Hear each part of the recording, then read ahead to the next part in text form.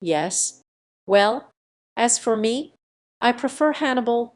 And why, pray, Master La Ramee? Asked the Duke.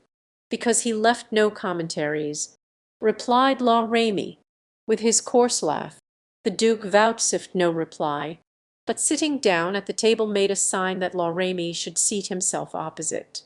There is nothing so expressive as the face of an epicure who finds himself before a well-spread table. So La Ramee, when receiving his plate of soup from Gremid, presented a type of perfect bliss. The Duke smiled. "Zounds," he said, "I don't suppose there is a more contented man at this moment in all the kingdom than yourself." "You are right, my Lord Duke," answered the officer. "I don't know any pleasanter sight on earth than a well-covered table, and when, added to that, he who does the honours is the grandson of Henry IV. You will, my Lord Duke, easily comprehend that the honour fairly doubles the pleasure one enjoys." The Duke, in his turn, bowed, and an imperceptible smile appeared on the face of Gremid, who kept behind La Ramee. "My dear La Ramee," said the Duke, "you are the only man to turn such faultless compliments." "No, my Lord Duke," replied La Ramee, "in the fulness of his heart I say what I think. There is no compliment in what I say to you." "Then you are attached to me?" asked the Duke. "To own the truth, I should be inconsolable if you were to leave Vincennes." A droll way of showing your affliction. The Duke meant to say affection. "But, my lord," returned La Ramee, "what would you do if you got out? Every folly you committed would embroil you with the court, and they would put you into the Bastille, instead of Vincennes. Now, Monsieur de Chavigny is not amiable, I allow, but Monsieur du Tremblay is considerably worse." "Indeed," exclaimed the Duke, who from time to time looked at the clock, the fingers of which seemed to move with sickening slowness. "But what can you expect from the brother of a Capuchin monk, brought up in the school of Cardinal Richelieu? Ah, my lord, it is a great happiness that the Queen, who always wished you well, had a fancy to send you here, where there's a promenade and a tennis court, good air, and a good table. In short," answered the Duke, "if I comprehend you aright, La Ramee, I am ungrateful for having ever thought of leaving this place.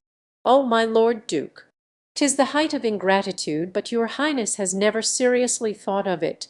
"Yes," returned the Duke, "I must confess I sometimes think of it." "Still by one of your 40 methods." "Your Highness." "Yes, yes, indeed, my lord," said La Ramee. "Now we are quite at our ease and enjoying ourselves. Pray tell me one of those 40 ways invented by your Highness." "Willingly," answered the Duke. "Give me the pie." "I am listening," said La Ramee, leaning back in his armchair and raising his glass of Madeira to his lips, and winking his eye that he might see the sun through the rich liquid that he was about to taste. The Duke glanced at the clock. In 10 minutes it would strike 7.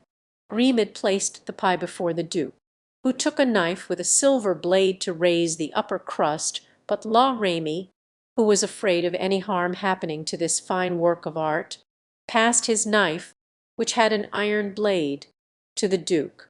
"Thank you, La Ramee," said the prisoner. "Well, my lord, this famous invention of yours, must I tell you," replied the Duke, "on what I most reckon and what I determine to try first." "Yes, that's the thing, my lord," cried his custodian, gaily.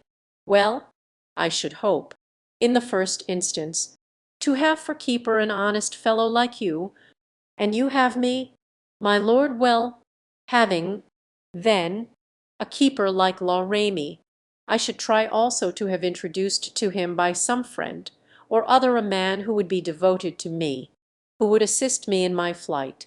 "Come, come," said La Ramee, "that's not a bad idea. Capital, isn't it? For instance, the former servingman of some brave gentleman, an enemy himself to Mazarin, as every gentleman ought to be. Hush, don't let us talk politics. My lord, then my keeper would begin to trust this man and to depend upon him, and I should have news from those without the prison walls